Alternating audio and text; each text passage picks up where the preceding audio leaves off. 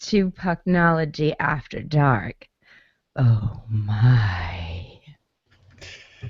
Oh man, that sounds better live than recorded. Well, thank you. Welcome to this edition of Pucknology After Dark. Following a 1-0 Earthquakes over Philadelphia Union victory. Sharks over Flyers. Melker Carlson receiving some sweet sauce from Jonas Donskoy. Holy mackerel! What a boring game that was. We are joined by.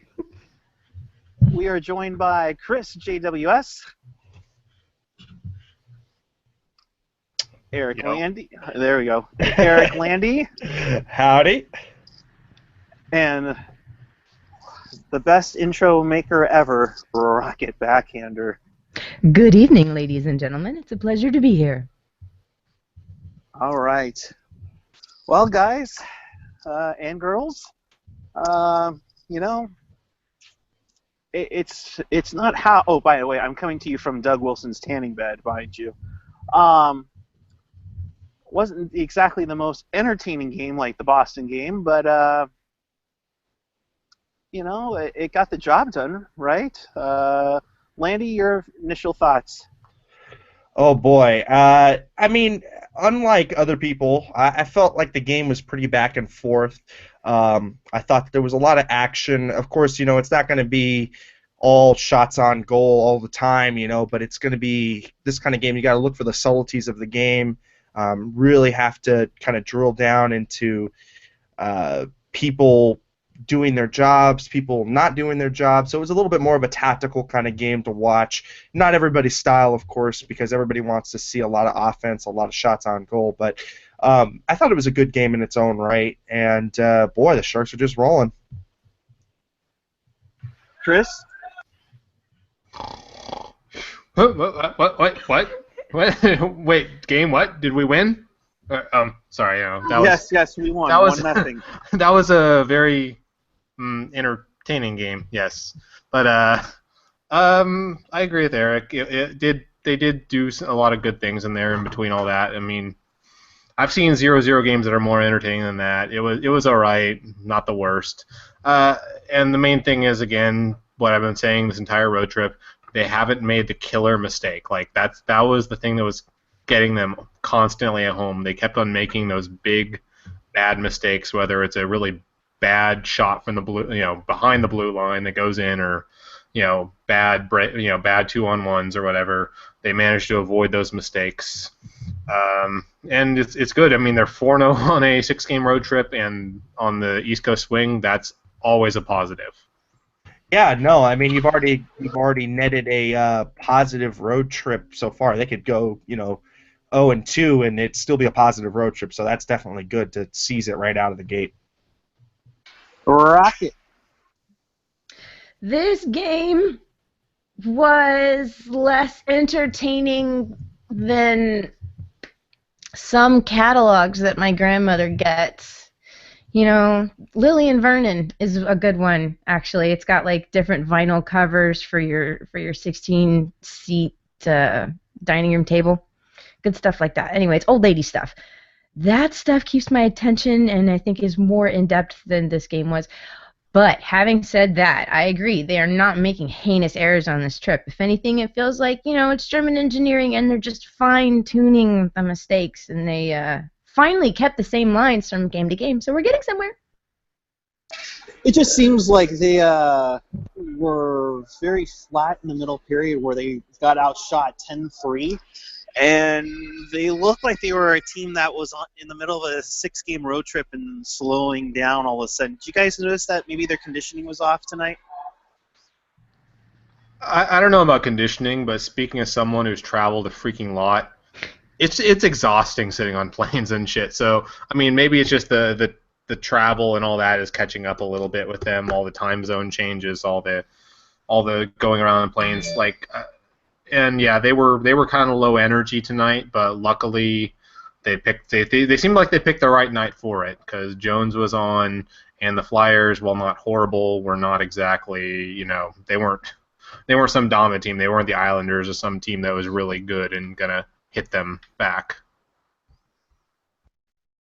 I would, yeah. It's fortunate that the Flyers are as rough as they are. I would just think that it would have been a lot better if they weren't. So I'm trying to find a quiet spot in the Sharks' ice for this broadcast. But it just seems like they were very out of it. And fortunately, they seemed like they were caught a break with Philly. Because if they did this to Boston, they would have eaten them alive. Yeah, exactly. definitely. They got the right matchup for the night. So if anybody wants to go ahead and join in, I will throw up the graphic right now and use the hashtag Pucknology After Dark. Tweet us and let your voice be heard on the podcast. You need to fix this. Yeah, and add, of course, at Rocket Backhander76. Mm-hmm. We're going to be up to 10 Twitter handles now because I don't think I gave you the one for Randall, too. Oh, yes, and Randall as well. He'll be joining intermittently, and we'll get him on every once in a while, getting some good stories in. Well, so I guess, we've kind of talked a little bit about the beginning and the middle and the kind of drag that the game was, for somebody who really wants a lot of action out of the game. But what did you guys think about the overtime and just the way that the game ended? That was some crazy pass from Donskoy to Carlson, although I wonder if Donskoy was hurt during the game and he came out with fresh legs, because he didn't seem like he was out there during the second or early third period. Yeah, no, I agree. But you know what? He still had enough energy, enough of a good, healthy feeling to get that sauce pass over to Carlson, and you guys can see on my my little overlay, it's an all Scandinavian 2-on-1. Thank you very much. So real quick on that, Donskoy played 7 shifts in the first, 7 shifts in the second, 3 in the third, and then that was his one and only shift in overtime, actually.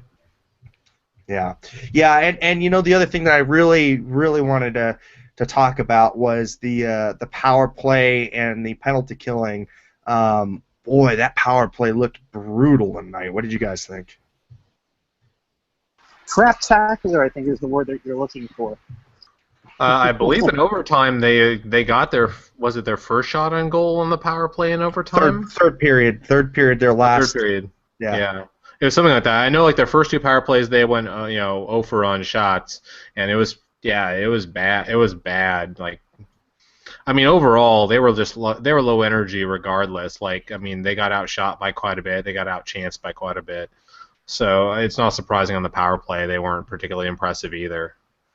Yeah, no, I mean, and I just saw them come on pretty flat in that overtime power play. It's something that we don't normally see. Excuse me, is a 4-on-3 in overtime. We don't really see a lot of penalties, and boy, the execution just was not good. Even when they had the extra space, you could see Thornton stop up. He wasn't moving his feet. You could see Burns kind of hesitant to pass it over to Thornton because he didn't know what he was doing. Pavelski was the only one kind of motoring along, and even him, he seemed like a half step kind of slow to me. And that's where they need to practice this more. Like, the more they practice it, the more they'll get comfortable with it, with these different scenarios. As it is, the 3-on-3 is so new that I don't really think that they've practiced as much for a 4-on-3 scenario as they have for 3-on-3. So I'm grateful that it was our top line out there. They did pretty good. They could have done a lot worse. True, and really, like we said, it was just kind of happenstance that you got that 2-on-1 at the very end of the game to really seal it up. They were basically on the 3-on-3. It had been probably a minute had elapsed since they had their power play opportunities, and there weren't even really very many power play opportunities in the overtime. And like I said, it was just kind of a fluke 2-on-1, but that's the great thing about the 3-on-3 is you're getting those now, and you're getting that back and forth, which makes it look real entertaining, and it really is. I mean, my dad is not a huge he's a fan of hockey, but he finds it hard to watch the Sharks sometimes because he's pretty emotionally invested in it, and he doesn't want to get his heart broken. But man, he loves the 3-on-3. He'll watch that anytime, and he's kind of more of a casual fan, and you're just seeing that more and more casual fans are coming to the game because of this, and I think it's a great idea, great implementation on the ice right now. Which is why the NHL is going ahead with this 3-on-3 All-Star tournament. Definitely, one of the aspects of it is that it's open. You can get creative. You can, break out on a 3-on-0 or 2-on-1. Once your goalie makes a save and turn it right back around. It's that crazy end-to-end action that I think everybody likes and wishes would happen a lot more. But yeah, it's nice when you win. Unfortunately for us, it hasn't been to our disadvantage. So we just got to keep it going. I mean, 4-game winning streak. This is looking good now. Well, Yeah. They always say the 4-on-4 showcases skill. The 3-on-3 even more so. I think it's really funny. Google is like glitching here. I like this in the green room. I was like muting Eric.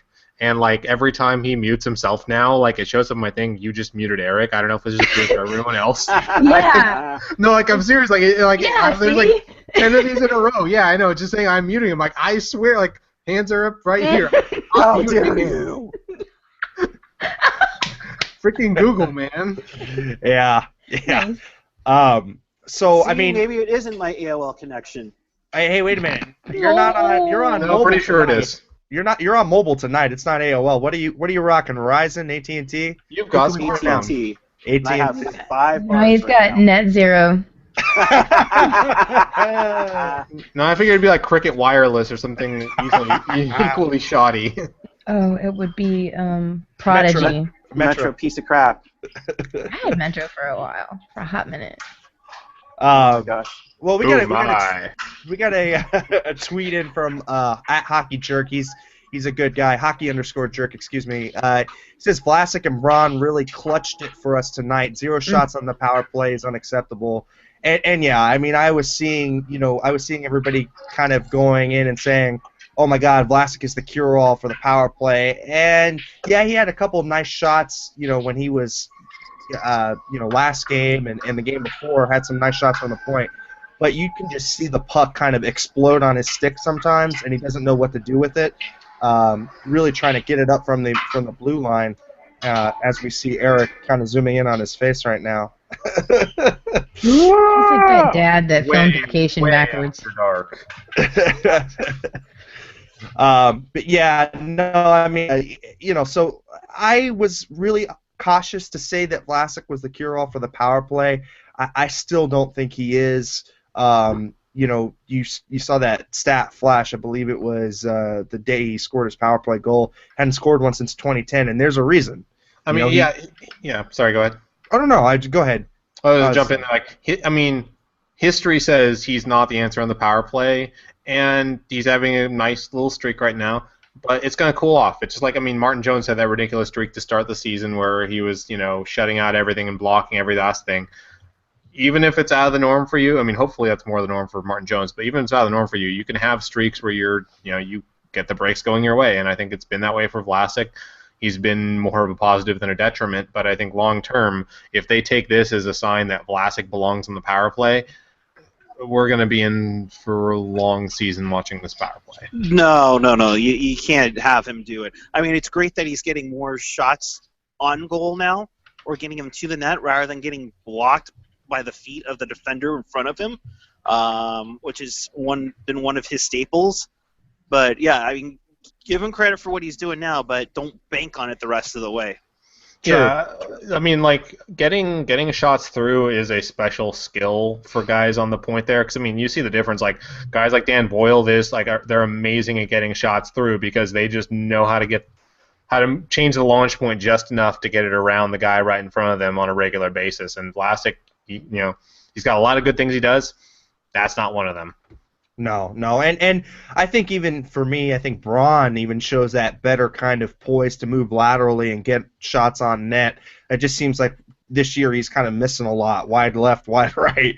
But previous when he was really coming on, you could see him have that adept kind of knack to go laterally, kind of what Burns does now, and really just kind of find that good release point.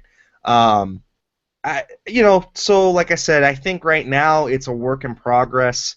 The penalty kill to me is more important while Couture is out. You really want to solidify the penalty kill. The power play will work itself out. Because if you go on like a little 5 for 10 streak or a little, I don't know, 8 for 20 kind of streak, that your power play numbers will bounce back really quickly. I don't have a problem with that. But it's really when your PK starts to slump, you really start to see the whole team slump around it, and you can't really recover from that. So the PK, did a fairly good job limiting to perimeter shots. There was a few in close call shots that they had that Martin Jones just came up really big. Of course, we haven't really talked about him, but he really stole the show tonight. He did a great job, really getting square to the shooter, coming out to the blue paint, doing some challenging when he had to. Really, just showed that poise that we saw from the first 4 games, and really pulled this one out for the Sharks. Just kind of, he had the timely saves, he had the phenomenal saves, he had the saves he should make when there was just an odd chance that they threw on him.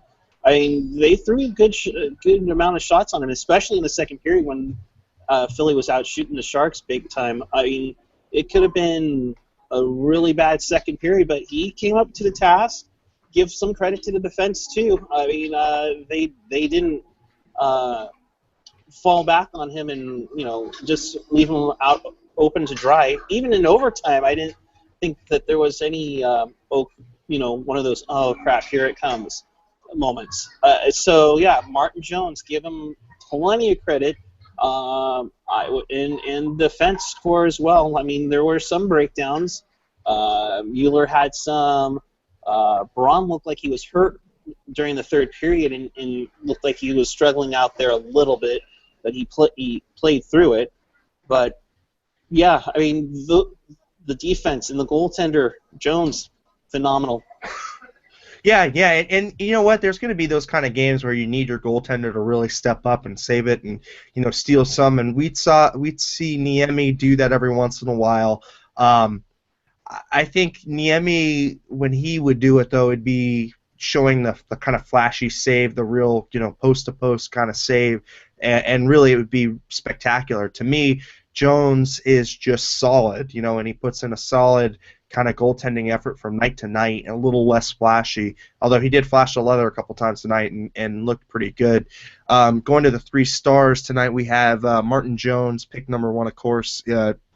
He had the shutout. We had Melker Karlsson as a 2nd star with the goal and 16 minutes of ice time tonight. We had Brent Burns, who had 8 shots on net tonight with 27 minutes. I mean, Burnsy played quite a bit.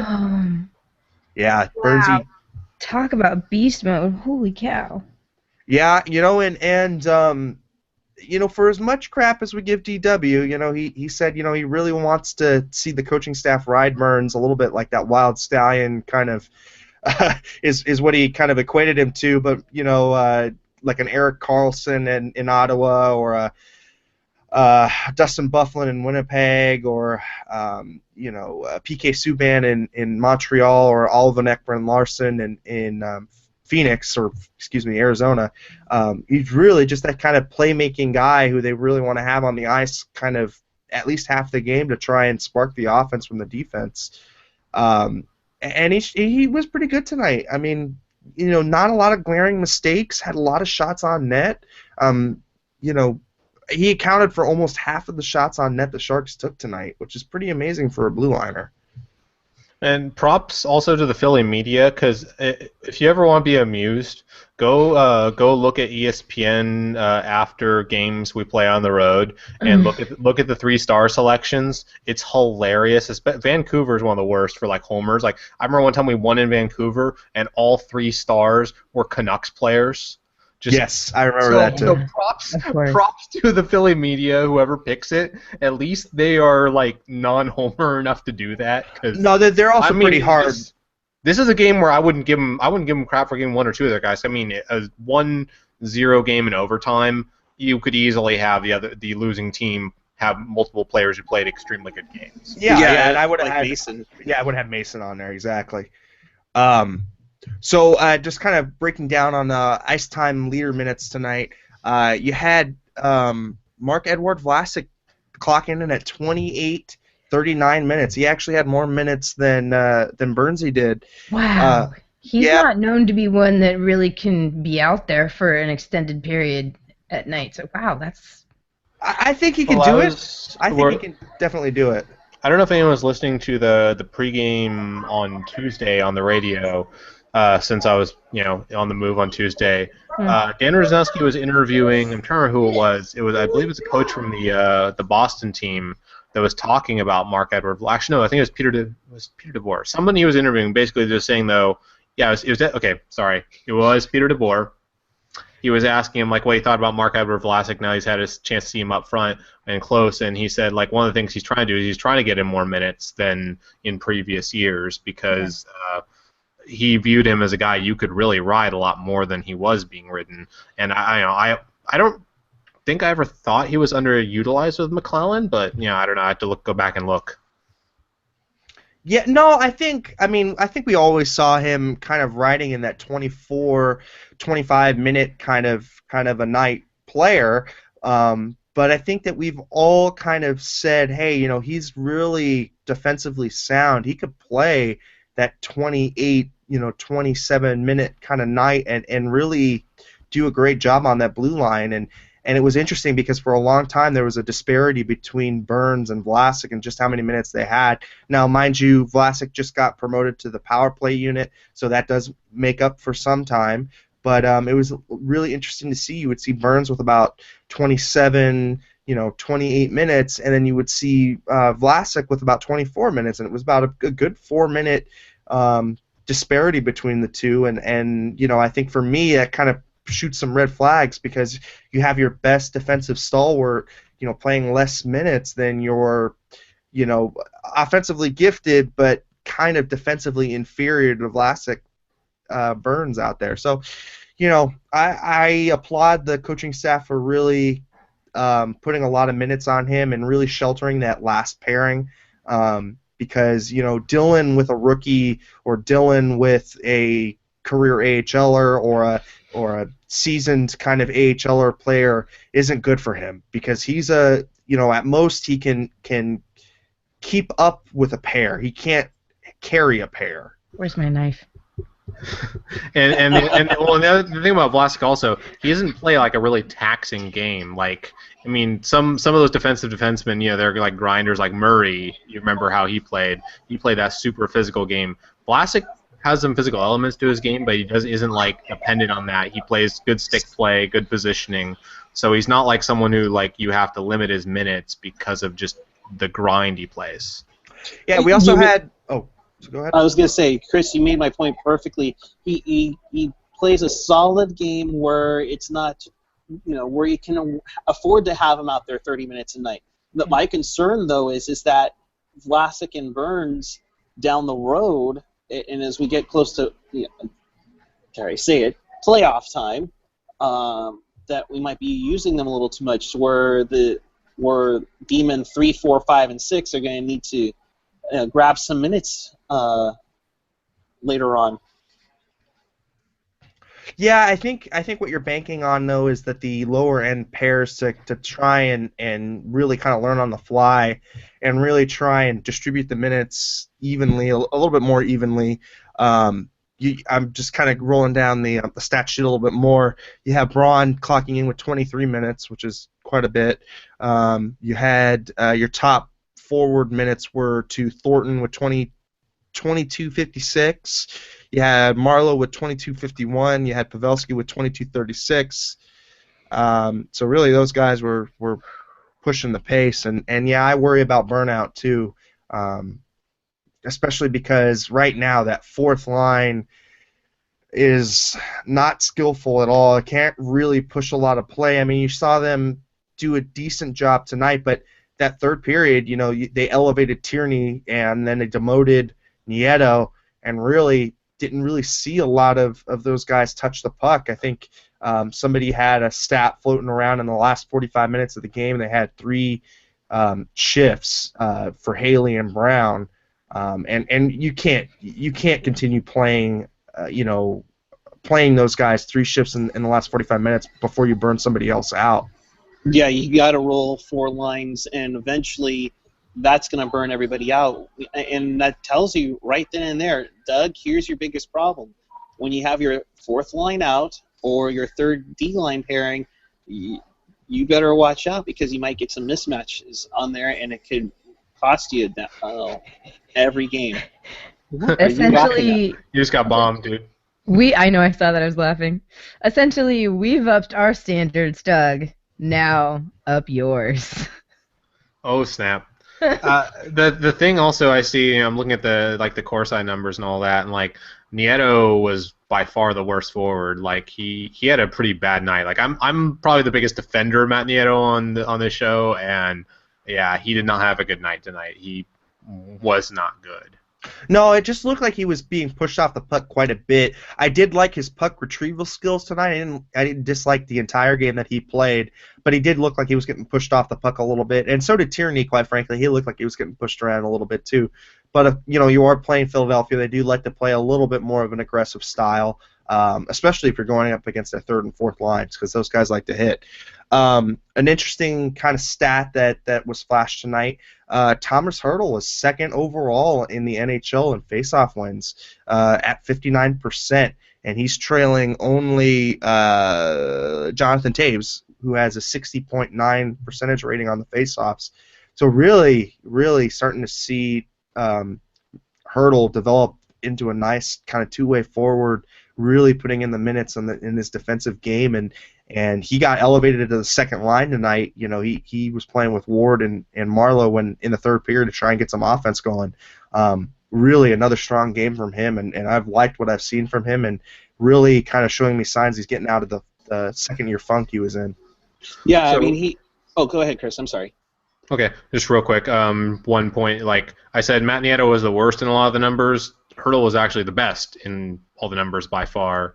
He had a really good night tonight. Didn't like pop out to you in watching it, but he had a really good night. Like he got things done. He was pushing play, getting shots on the net.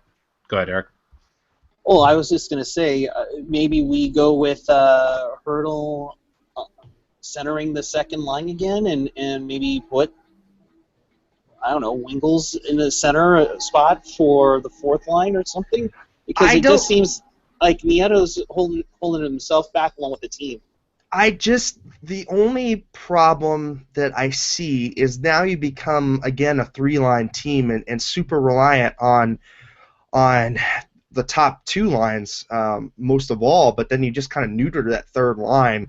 Whereas right now, at least you're able to roll 1, 2, 3 and be pretty much on the same page. You've got great balance across the wings on all three lines, and then you can roll Tierney's line every once in a great while. I really wish they would bring up Gaudreau and send down Haley, because Haley is just not good.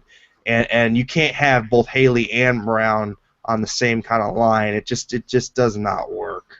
The other problem also is I bet if I went back and looked, this would be true, but I remember a lot of the worst nights Hertl has had in terms of face-offs have been when he's been on the 2nd line, because that's usually been the matchup line. That's been the Couture, Marlowe, fill in the blank that matches up against top forwards usually, and those were the times he was struggling the most in the face-offs. And it seems like in the 3rd line, he's kind of got the right matchup there where he can face off against maybe some good centers, but not some of the best in the league. Yeah, to me, this team really will fire on all cylinders when you have Thornton, then you have Couture, then you have Hertl, then you have Tierney, but then are also able to fill in all the rest of the winger spots with some really competent wingers. Because when Torres gets back and hopefully he'll be in good shape, and you have him and you have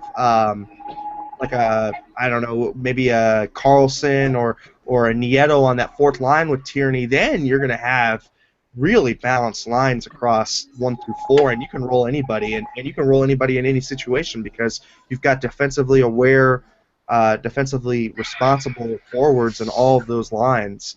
Right now, I really like that Marlowe is centering that second line because then it kind of takes some pressure off of those third and fourth lines. Because I think, putting it this way, I think if you bring Hurdle up, you're going to see even more lopsided ice times in the forwards. True. I again, like you guys mentioned before, I thought they brought him up on the second line to try to get that scoring punch in there, and that's why I would be suggesting it on it solely. Because yeah, it's going to break down your third and fourth lines, and we already saw that Brown and Haley had what did we say, 3 shifts in the last 45 minutes of the game. That's not good. That's not good at all. Their ice time, Clarity. for everybody keeping score at home, their ice time for the entire game was 5 minutes 31 seconds for Haley, 5 minutes 17 seconds for Brown. And you've got 2 forwards taking that little time. You're going to have some really lopsided. Can I beat my drum? The one that I always beat. God damn it. Seriously though, can I you already said pretty much everything I want to say, but I want to reiterate all this. This is the problem when you have these stupid mashers. Okay, I take that back. At the Sharks bowling thing, I was on the same lane as Mike Brown. He's a really nice guy, actually. We had a really fun conversation about home brewing and his little home kegerator setup and all that. He's a really cool guy, but I can't. I was there to hang out and have fun, not to discuss hockey, and I'm sorry, he's not a good hockey player. He really isn't. And same with Haley, another masher, face puncher type that we like to give credit when they win, when he's out there if he gets in a fight. But they need some guys who can actually take up some real minutes and at least play to a draw. Brown and Haley can't even play to a draw. This game actually they weren't that bad. If you look at a lot of the numbers, they weren't too bad. But it's because they were barely used. In a lot of games, they're getting outshot on the ice 2-1, and you can't get by doing that. No, and like I was saying before, I don't think we go totally neuter the face smashers, but you can't have 2 of them play. Yeah, you can have agree. one or the other. One. I agree with that. But at the same time, we've mentioned this before with Torres and Brown, and back then Desjardins. That was an awesome fourth line down the stretch in 13-14 and in the playoffs. Those first 2 games, they had the probably the best scoring chances in the LA series early on. So I could see them working together would be great. Let's just hope that maybe Tierney can be that guy that could add a little more scoring touch to them. Because Brown's got wheels. I mean, he's got some good skating moves, and I think he's, like I mentioned on Teal Tinted Glasses last night, if you put him in front of the goaltender on the power play, why not? Yeah, because you don't see any. I will say why not. We got much better players you can put out on the power play than him. But I see what Eric's trying to do. He wants to bring in a Thomas Holmstrom kind of guy. That's going to bug the hell out of the goalie. But Thomas Holmstrom had skill. Yeah, where are we getting this guy from? No. He wants to use Brown as a Thomas Holmstrom kind of guy. And yes, I mean, I think Brown is definitely better than Haley. And I think what really works is when you have a skill guy, a good forechecker like a Raffi Torres who, makes people look behind them because, he might do something stupid. And then you have Chris Tierney. If you had those 3 together, I think they would be really complementary. And I think that's what worked great about the Desjardins, Torres, and Brown line was that you can't ever pull that magic back, though, because anytime Torres is going to do any sort of aggressive forechecking, that's a 30,000 game suspension. He's got the albatross of being Raffi Torres around his neck. He can't, quote unquote, do anything stupid that would otherwise have added the spark to that fourth line. Do you know what I mean? Yeah, I know. He's essentially been neutered insofar as what his function within the roster is going to be, just because of his reputation. Granted, though, we knew that when we signed him. Yeah, It's not just I his mean, reputation; it's also just what you can see on paper. Where this is suspension number 9. I mean, it's Doug took a gamble, and so far it's kind of blown up in his face. I mean, part of that yeah, was just a freak bullshit with the knee, which we've talked about on this show yeah, before. complete, He got nobody. incredibly unlucky on that Yeah. whole front. But yeah, let's not go too far into that. But No, I'm just talking about suspension and reputation as a quote-unquote goon. Yeah, I mean, here's the thing. I think Rafi Torres is not a goon No, as so much he's as got he's a grit. headhunter. He's a Yes. headhunter, right? And I think that that's the distinction that we need to make here is that Torres was a first-round pick. I mean, he's got skill, and when he uses his skill and he uses his physicality in a safe manner, he's a very effective player. Sure.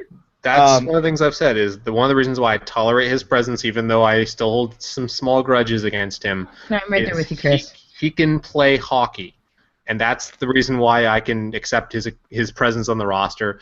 Is when he's not doing the screwball stuff, when he's not taking out people's heads, he's actually quite skilled, and he's able to do a lot of good things. I mean, you saw what he did in the playoffs in 2013 when he, I forget, he got the game-winning goal or he passed to Burns. It was either he got it or Burns got it, but they 2-on-1. That was clearly a skill. There's a lot of great skill plays he demonstrated when he was there, which kind of won me over to having him on the roster. Like, if we're gonna have a guy who's a banger and known for being kind of dirty, at least he can play hockey. True. And I think that's why he's a good fit for that lower line because he does have some skill and he does bring some physicality. But it's neither here nor there. We don't get him back for another 21 games now. So it's January 14th against Edmonton. I think at that point, most likely Connor McDavid's return. God. his return and how much longer is it gonna be in after that? He'll retire. If he adds anything the rest of the season when he gets back, that'll be a bonus. Like at this point, I mean, I don't even consider him really part of the roster in the sense of what I think of as the Sharks as a whole. He's not. Technically, he's not part of the roster. Yeah, exactly. So I mean, basically anything we get from him at this point is a bonus because we can't really expect anything. No, I look at him think like a trade line acquisition, right? A deadline acquisition. Exactly. No expectations. Right. Well, we got something from our good buddy Ian Reed, who's always on the show, and great guy. He says 9 shutouts in 49 games for Martin Jones. I mean, he just keeps pulling them out. When he's on, he's definitely on. Yeah, I mean, I think he's had maybe 2-3 bad games. And you know what? His bad games are not bad. They're human. They're not. Exactly. They're not Niemi. I just let 16 beach balls by. What? La la They're la not nearly. la. Yeah. And it's interesting because we haven't had a goalie who's been structured and good in the fundamentals in a very, very long time. Who would you say was be that? What? I mean, I'm looking maybe Kiprusoff in that far back, because you look at Nabokov, and he was a very aggressive kind of guy. He was in that stand-up kind of hybrid, a real hybrid kind of goaltender. Then you go directly to Niittymaki, Niemi, who are very butterfly goalies. I mean, very, very much butterfly goalies. Very kind of weak glove kind of guys. And then now you've gone to Jones, who is really kind of a throwback to a Kiprusoff or maybe a Toskala. But I'm thinking more Kiprusoff. What do you guys think? I was going to go as far back as Urbe. That's pretty far. I could see the similarities there. I think what the overarching thing is just how square to the shooter he gets. He's not caught off guard very much.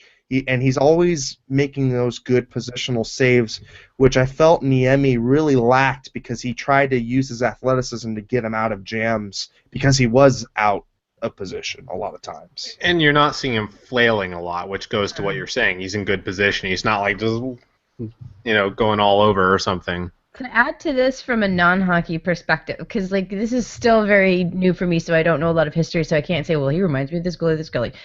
But what I do know is kung fu movies. Okay, have you guys seen Kung Fu Hustle?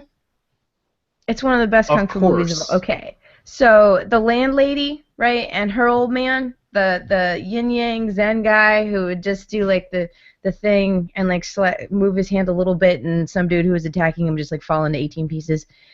Martin Jones reminds me of that guy. Just very centered within his yin and yang, but deadly and focused, like just come at me, bro. Okay, well, barely needs to move and gets the job handled efficiently, deadly. I like it. So it's way better than I'd say like as opposed to somebody who like Alex Stalock reminds me a lot of Jean-Claude Van Damme. And Stalock's problem is he overplays a lot of stuff. Like he gets very aggressive. Like Jean-Claude. Precisely. Yeah.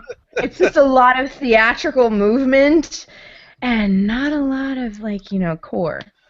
And unlike it's like Jean-Claude versus Steven Seagal, whereas Martin Jones is like Steven Seagal. And unlike unlike Jean-Claude in Sudden Death, at least Jones isn't punching his opponents to get kicked out of the game right away. Oh, as we go to real bad kung fu B-movie superstars. Just another quick note on Jones.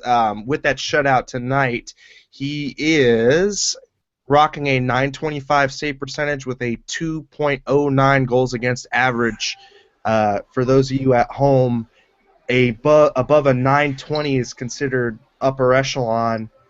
So he's putting up some good numbers, and really anything below a 2.2 goals against average is pretty good as well. So very good in both accounts. So the thing about Go ahead, Chris.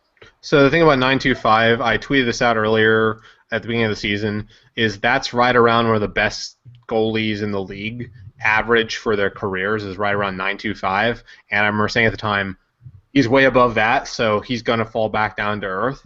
So if he sticks right around 925, that puts him up there, as you said, with the best goalies in the league, and that's a good thing. So let's hope he can stick around right around that point, and that is a maintainable pace, because when he's like 96, 97%, there's no way in hell he's going to be able to keep doing that. Yeah, exactly. That's not sustainable. But 925, that is sustainable, and that's even if you're an elite goalie, you can sustain that over a whole season. So if you can do that over a whole season, elite or not, that's a good thing for the Sharks. Yeah, I was reading an interesting article today, basically that the Bruins were betting against Jones, and basically saying that Jones was going to, for the Bruins, if Jones didn't do a good job, that would translate to a better first-round pick for the Bruins, and if he did a good job, then of course that would make that pick fall. So really, they were betting against him. And just kind of the whole transaction on the offseason, how it came to fruition. But it was just a little interesting, because if he does keep up about a 9.25, hell, even above a 9.20 in my book is pretty damn good with a 2.2 below a 2.2 goals against average. He's not going to be the reason why this team doesn't go places, right? I mean, not like last year where Niemi really the team teetered on his performances.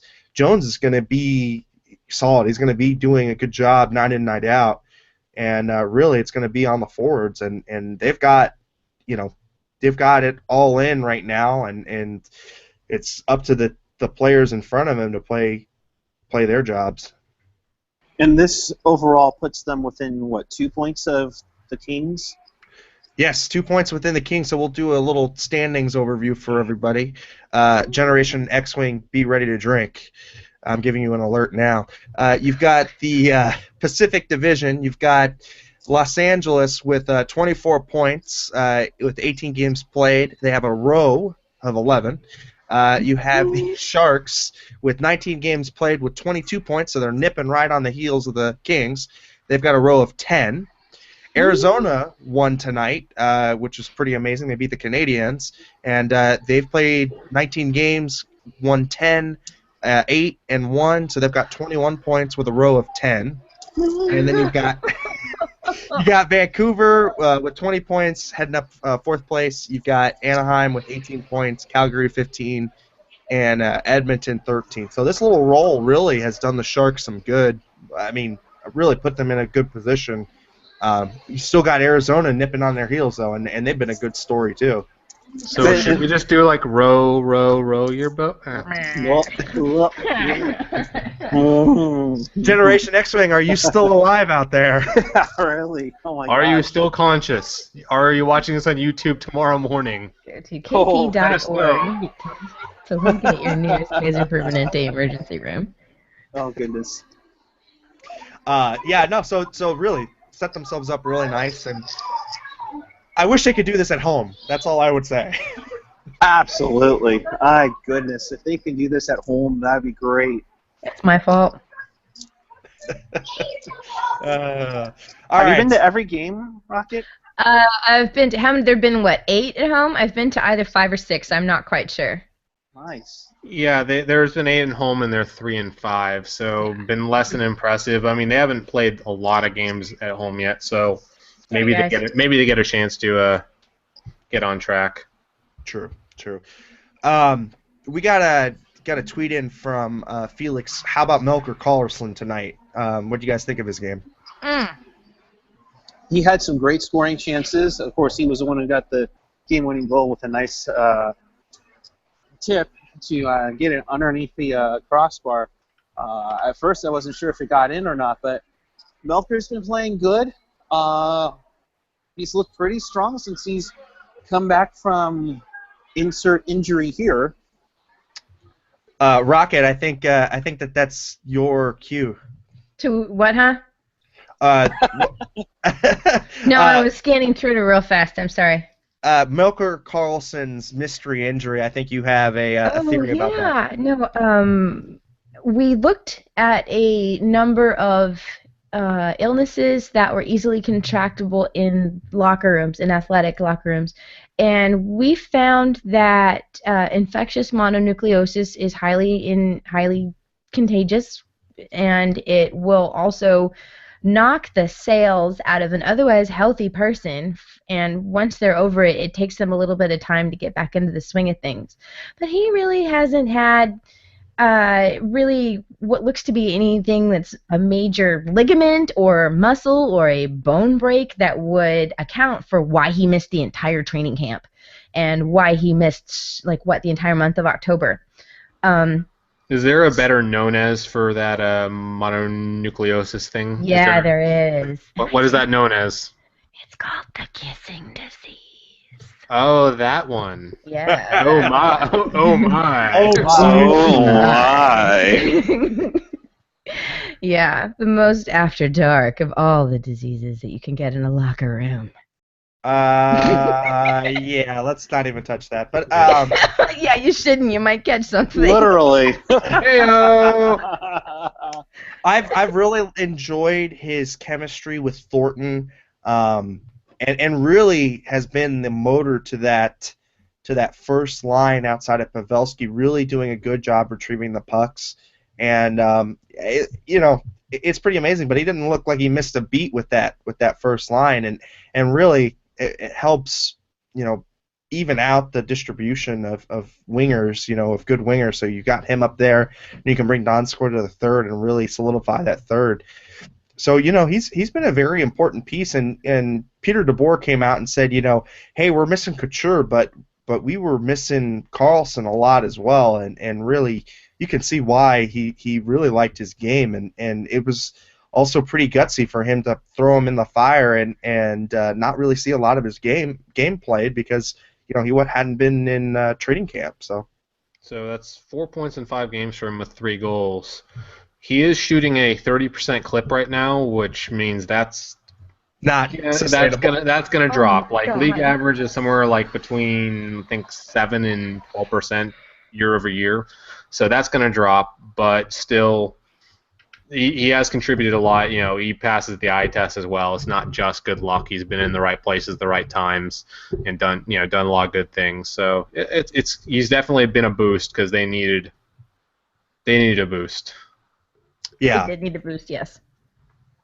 yeah, and I thought, like I said before, I think he makes his own breaks. You know, a lot of good things happen because he's really tough on the puck. He's really able to put his nose, in dirt and get dirty and go to the dirty areas of the goal, and he's rewarded because of it. And like I said Dirty. before, yeah, you make your own breaks, and he's making breaks for himself and his line mates. So, I've been very happy with his game as well.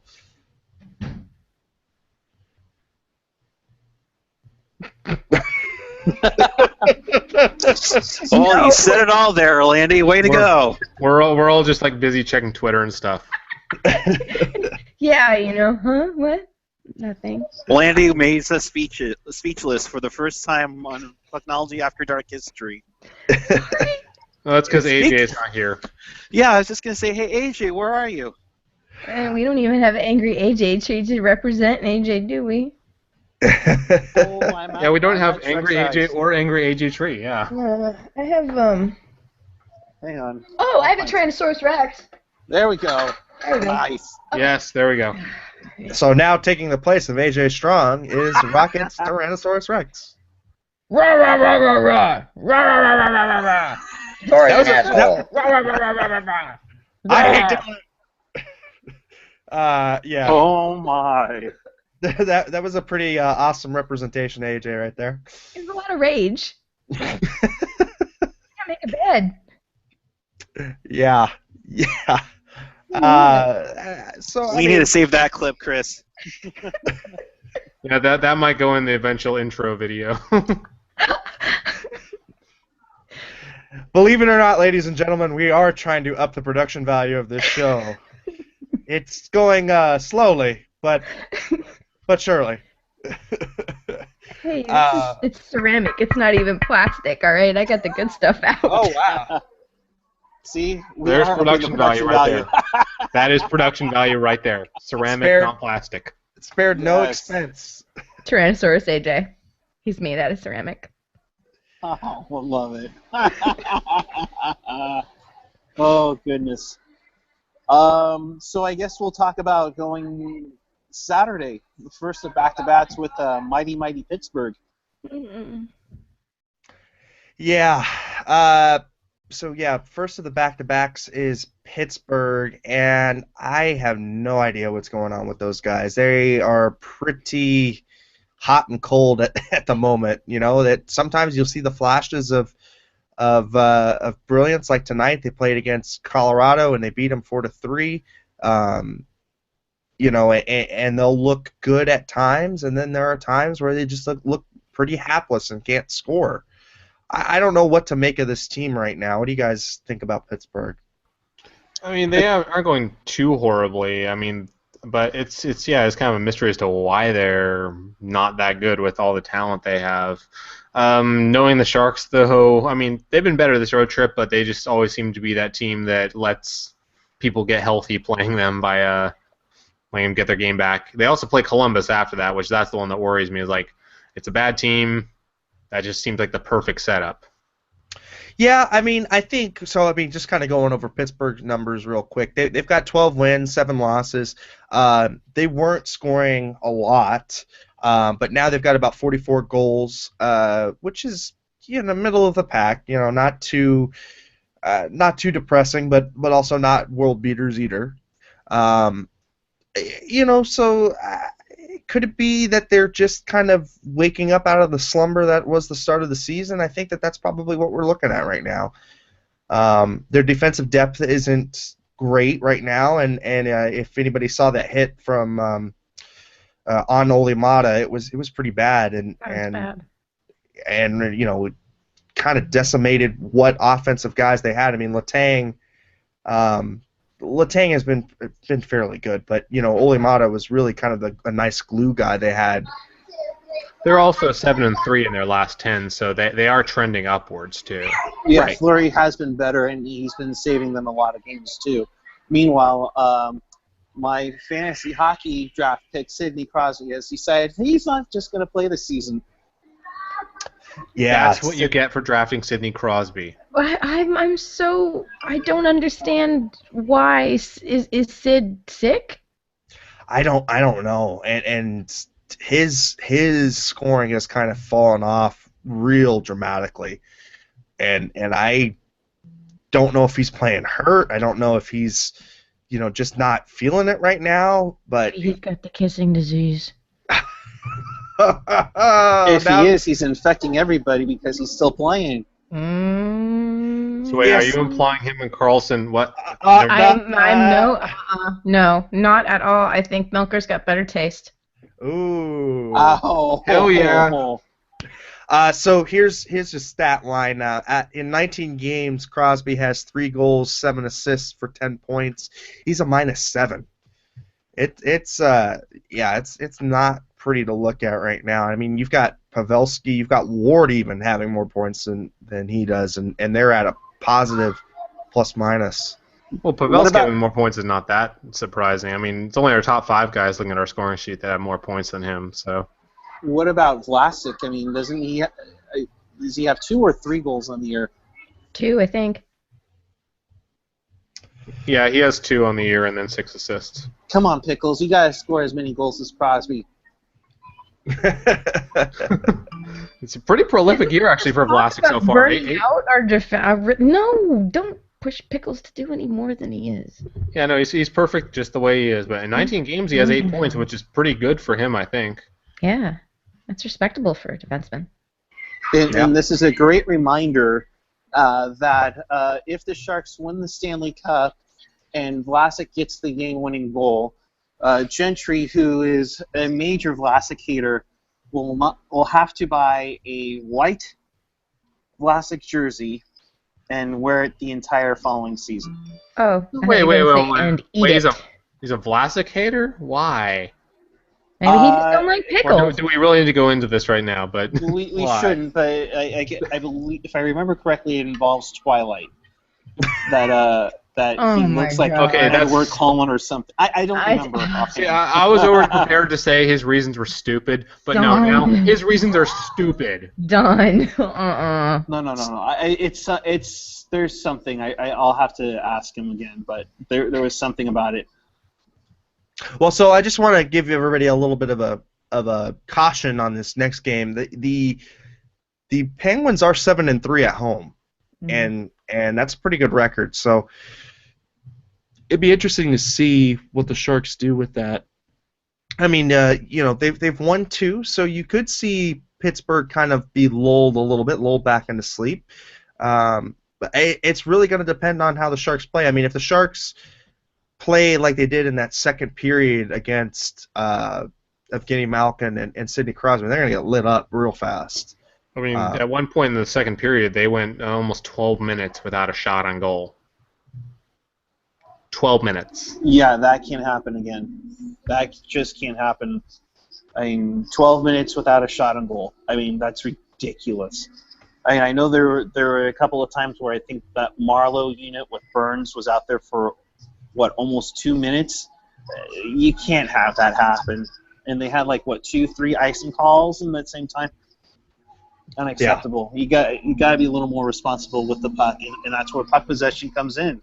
So you can roll your lines a little bit better, whether it's 3 or 4. Well, we got Slushy Jake commenting, and I haven't verified this stat, but I'll let you guys kind of run with this one. He says, here's a weird stat. The last time the Sharks won in overtime on the road in the regular season was in November of 2005 with a goal by Marcel Koch. What? I don't know about that. I'm going to say right now, I'm pretty sure that's not correct. Yeah, I don't think so either. On the road? No. In overtime. No, because we had that on against Buffalo. Right, Maybe right. against Philly? So maybe he means prior to the season? Oh, maybe one in overtime on the road in Philly? Yeah. Yeah, it must be. Yeah, because Yeah, I know we we've just did only in won there. Buffalo. Yeah, no, But we've won. I know we won in a shootout in 2011. They showed that on the broadcast tonight.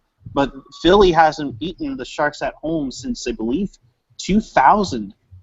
So Yeah, over 15 years. That's crazy. Yeah, It's the reverse Buffalo. On the Phillies broadcast, there are the Flyers broadcast, not Phillies. They were saying something about like how old Claude Giroux was last time they beat the Sharks at home. It's like, well, that's. I mean, I was watching the Flyers. It's fun to watch the opposing broadcasts because it's interesting to see other perspectives on our players. Unless it's the Ducks. Oh no, I hate the Ducks. Oh my god. See, I can't stand the Bruins. Everybody gives crap about Randy Hahn supposedly being a homer. It's like, no. Listen to Jack Edwards for a little bit. Oh, they're beating the crap out of each other. No, I don't think so either.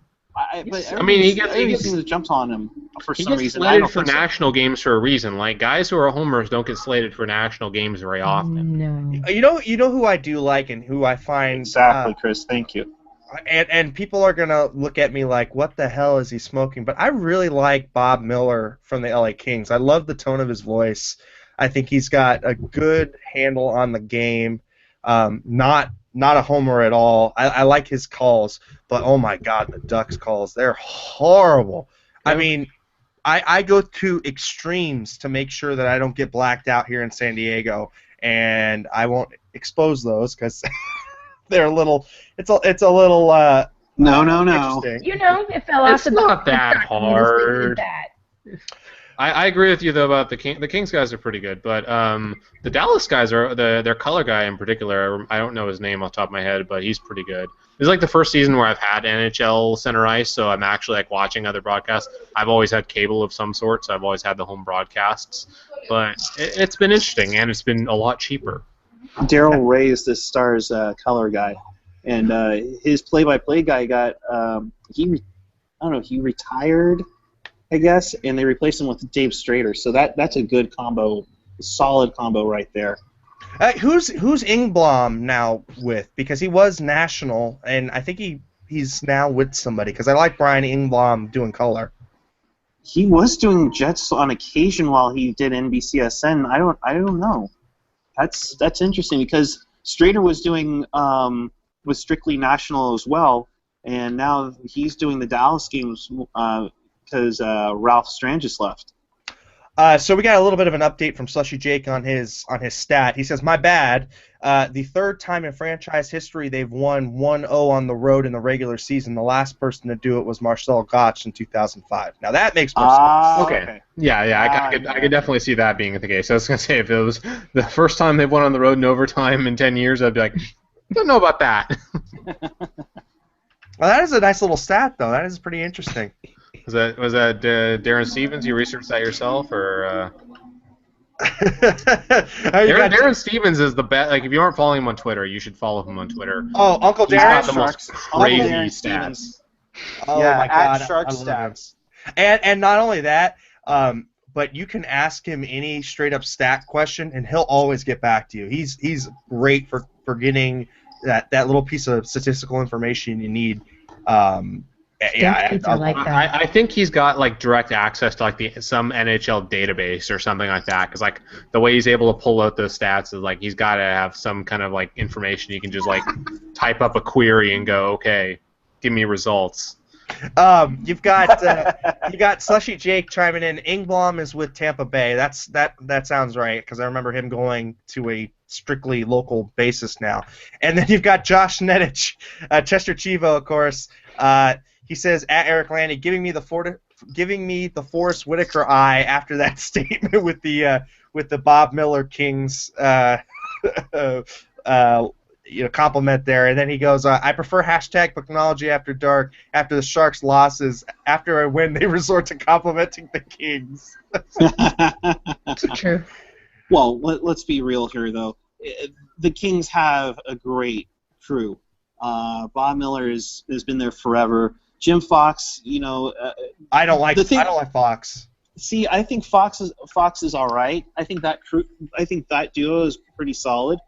I mean, they don't, you know, I don't want to say that it's like Randy and Drew, but I mean, they don't kiss up to anybody. No, and they're very. I mean, they're very even in their coverage. You know, that they compliment the Sharks and they'll compliment the Kings, and like I said before, I don't mind listening to their broadcasts. I like Bob Miller as a play-by-play kind of guy. But boy, man, I don't get me wrong. I like Bakes, but he is not Drew. Yeah, I mean, let's not go down that rabbit hole. But I don't think there's That'll anything get wrong. AJ on for sure. Yeah, that the angry AJ dinosaur should have been like rah rah rah Drew rah rah rah. There we go. Something about Tortora. Rah, rah, rah, bring back Drew. Rah, rah, rah, rah, rah. Drew's better than Remenda. Remenda, rah, rah. Remenda is the best in the world. Tadora is a dick. Tadora is the worst. Hold on, look at my bear. Angry. Perfect. There you go. That was spot on. Spot on.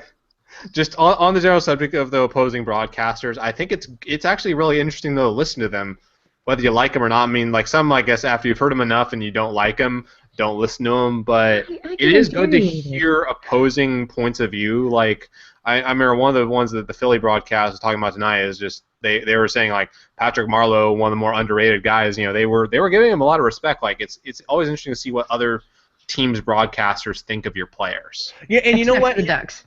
Yeah, well, I mean, I think for me, in my mind, there are two broadcasts I refuse to listen to. I refuse to listen to the Canucks broadcast, and I refuse to listen to the Ducks broadcast because, oh my God, they are the biggest tinfoil hat wearers in the world, the Canucks broadcast.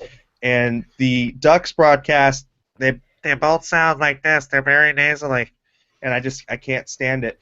I'm John Shorthouse on the Canucks Radio Network. It's good, Sardine. Oh my God. Yeah, that's the one. Color commentation for the Vancouver Canucks. Oh. He scores! I hate Now, I will listen to the Canucks post game though, because that's always entertaining when they lose. Those are always awesome. That is the best. They are more reactionary than your worst reactionary Sharks fans. Like Really? Sharks fans are reactionary. We are, but We're terrible. We're horrible.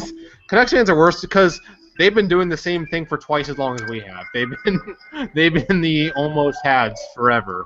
Well, all right. Look at it this way: if you want to look at somebody who's got a fan base that should be closer to ire than us and anybody, it would be what, the Blues, who've been around since what, '76 and haven't won a cup. The Blues, 67. their fans. Well, the reason why, There you go. having been in that area a lot for work, they don't give a shit about hockey around there. Really? They don't. Okay. Yeah, they really don't give a fuck. Okay, We give up. okay. We've abandoned hope. No. Okay, in that area, okay, it's the Cardinals. Lots of distance. Then Rams. there's the Rams. Yep. And then a lot more distance. Then it's the Blues. They do not give a crap about hockey. Even when they're doing really well, they don't give a crap about hockey. Yeah. Like Well- it is Cardinals through and through. That is a baseball area, like that is a baseball area like Montreal is a hockey area. Like it's period. Yeah, no, You and just wait till the Blues win those 3 cups in 7 years, and then you tell me what kind of town that is. Oh yeah, no, I'm sure they'll jump on. Hashtag They'll jump on just like LA. I'm sure, like Mhm. like on that when you're talking about 3 cups 7 years. It's funny as when I was in Illinois a couple weeks ago, they were we were just chatting up about hockey with a couple of people I work with there, and they were like, yeah, I remember a couple years 5-6 years ago, you couldn't give away Blackhawks tickets, and now he's like, yeah, it cost you $150 for the worst seats in the house now. yeah, I mean, Turn around. winning cures all, right? I mean, winning does that, And great drafting too, for that matter. Yeah, but I don't. I mean, I think Talon is an okay GM, but I don't give him as much credit as I give that scouting staff. So we got a couple chime-ins on the Twitter machine as well. Slushy Jake brings in a good point. Capitals announcers kind of great, like Drew and Randy and Drew back in the day. You have Joe Beninati and Craig Laughlin, and I love those guys too. Score! Bullseye! Oh, fuck again! No, because I love. He's this close in my mind to Dave Mishkin of the Lightning on the radio. And all I have to say is Mishkin, YouTube, look it up. He has a great hat trick call for Dan Boyle. Yeah. Oh, and Stamkos, right? Doesn't he have a Stamkos hat trick call? That's pretty amazing. I'm sure he does. The only one I've seen that gets me growing is Scar! Hat trick! Dan Boyle! But I guess the last thing I want to say about the away announcers is the Canadian announcers outside of Vancouver are very insightful because they bring a lot of local knowledge to the players, and I really like that aspect. It's not like Pierre Maguire where they kind of go like knee deep into junior statistics and all that crap, but they do kind of give you a sense of what Joe Thornton is thought about in the Canadian community, what Patrick Marleau is thought about in the Canadian community, and it just kind of gives you that extra dimension that we don't get here, which I find pretty enlightening, and I like to hear that. We got Chester Chivo chiming in. Is AJ Strong still signing autographs in that Tahoe bar? Too busy to make it for show tonight. Oh, yes. It's not a show without a dig at AJ's celebrity status. Oh, that's right. Did you guys see on me for ticket sales. You're not going anywhere. You've got to be there. Woo! Of course, we've got to make a plug for his appearance in the Stars and Strikes bowling advert that's running for the Sharks on YouTube. He makes a surprise cameo in that. That was a lot of fun, let me tell you.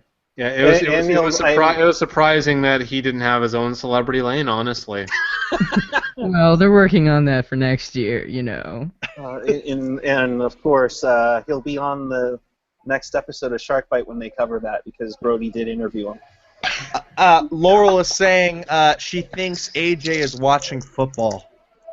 I don't know why you would want to watch the Jags and anybody play. So. Oh, those are hideous uniforms. I looked at that earlier, and they make the those Nashville mustard jerseys look bad. I like the Nashville jerseys. See, the only reason why to watch the Jaguars is if you play fantasy football, in which case, well, screw you. Or if you are a betting fiend, in which case, well, get help. There you go. Yeah. Well, if you guys don't have anything else, I think we're going to call it a night. I think we will. These after win shows are always just so much more boring because we are getting angry about everything. Yes, no, but at least the team wins. And I think we get to explore some topics that we don't normally explore, like away broadcasts that we like to listen to and things like that. So I think that each show has its own unique qualities about it. But yeah, the losses are definitely more fun to listen to because you get to see all. Each show is a unique snowflake. It is. Oh my god. Thank you, Queen Elsa. I think I threw up a little bit in my mouth. Positivity, Rocket. We are 4-0 on this road trip. Positivity. That's right. Hey, you know what? Unsustainable. It's been because I've been wearing this off-white sweater, old-time jersey sweater thing, and I have yet to take it off. So it's starting to get a little warm, guys. Yeah, that's a little too much info there, Lindy. Seriously, dude, how do you shower like that? It's interesting, to say the least. Wraps it in You're a poor girlfriend.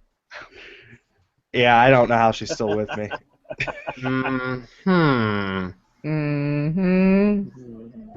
Wait, how are ice cream sandwiches not sandwiches? Ice cream sandwiches are sandwiches. No. And we gotta with wrap that, this up quick. And with that, ladies and gentlemen, I think we are going to call it a night because we will go dive down the hot dog as a sandwich route. I never brought up those words. So anyhow, Strong-walled. Anyways, Sharks win 1-0 over the Philadelphia Flyers. They are 4-0 on this.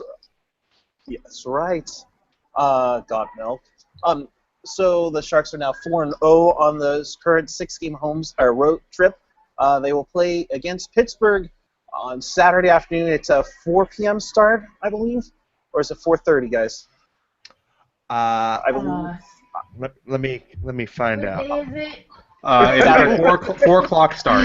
Against 4 the o'clock Penguins? start. Yeah. Okay, yeah, 4 o'clock start. That's Saturday on CSN California.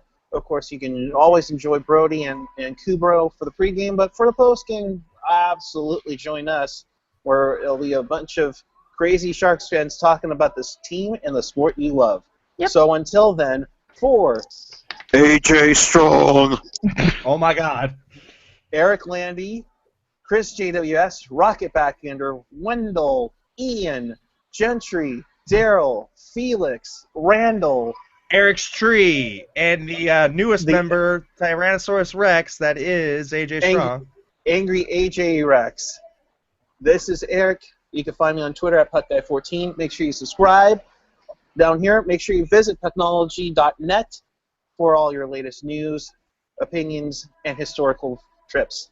Until then, keep it real, keep it fresh, keep it real fresh.